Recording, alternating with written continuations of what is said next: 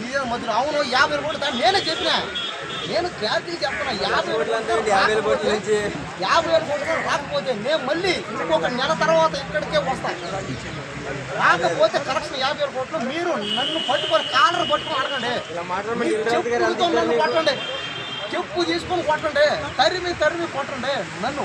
కానీ నేనైతే క్లారిటీగా చెప్పిన ముందుగానే సినిమాకి అంత కరెక్షన్ రావాలంటే ఏం చేయరు అంత చెప్పాను కదా. భూమి మీద అన్ని థియేటర్లు వేస్తేనే చెప్పిన.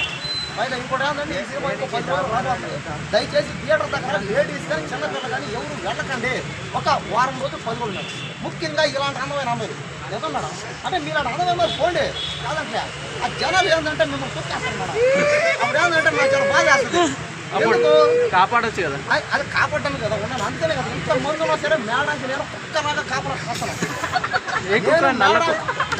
నల్ల కుక్క బొచ్చు కుక్కనే అల కుక్క అనుకో, ఎర్ర కుక్క అనుకో, ఏదైనా ఊర కుక్క అనుకో, నీ ఇష్టం వచ్చిందనుకో నేను మాత్రం మేడానికి కుక్కలాగే కాపలా కాస్తాను. ప్రతి ఒక్కరు గుర్తు పెట్టుకోవాలి. రేపటి నుంచి బెల్ట్ రేపు సినిమా వచ్చిన తర్వాత ప్రతి లేడీస్కి ప్రతి అమ్మాయికి అబ్బాయిలందరూ కుక్కలా కాపలా కాయండి.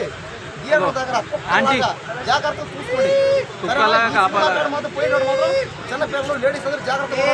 ఎందుకంటే ఆయన పెద్ద పవర్ స్టార్ అయినా ఆయనకి ఫ్యాన్స్ గల్లీలో ఫ్యాన్స్ విజయవాడలో 300 కంట. నేను రాత్రి పోయించి అక్కడికి అవునాడు. నేను రాత్రే విజయవాడకి పోయించా.